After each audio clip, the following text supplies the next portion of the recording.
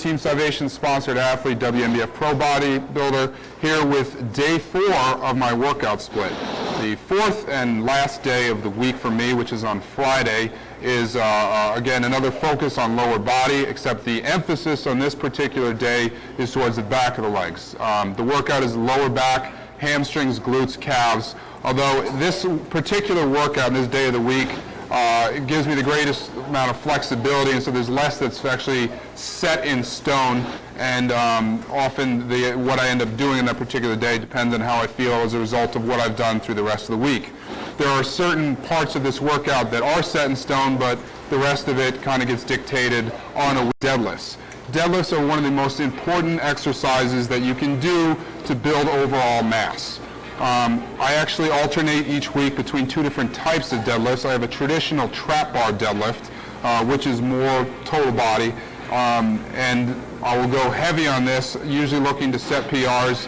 When I hit a personal record with a weight, then I will go up with that weight 2 weeks later. I do it every other week because this is so taxing on the body. You can't expect to, for me at this point, at 35 years old, I know that I'm not going to set PRs on a weekly basis, so I look to do it on a twice a month. So in the in-between weeks, I actually change the movement slightly and use a stiff-legged deadlift, which you're still using the same chain of muscles, your lower back, hamstrings, and glutes with a little bit of upper back, except the emphasis switched a little bit because you're really taking the quadriceps out of the movement and forcing yourself to use more lower back strength.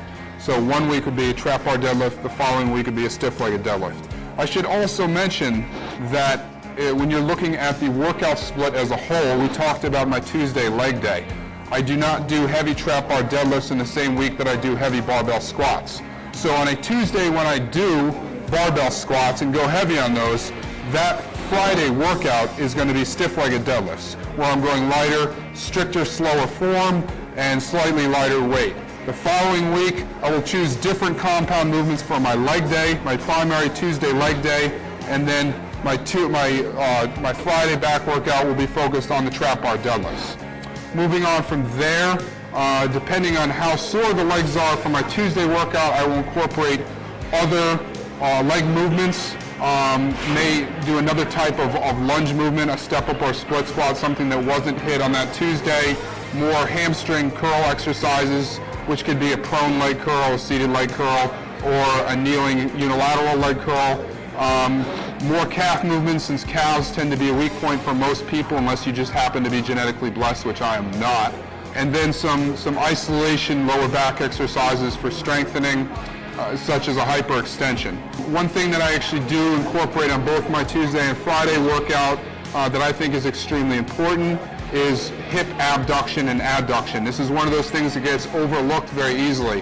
Bodybuilders focus on building up the large muscle groups, but if you only make the big muscles, such as your quadriceps and hamstrings, strong, and you don't do anything to pay attention to the smaller muscle groups that support them in your compound movements, then you're only asking for an injury. So I think it's important to strengthen the hip flexors and groin muscles. So I actually will do 3 sets of each on both Tuesday and Friday as part of my warm-up before I even start my workout.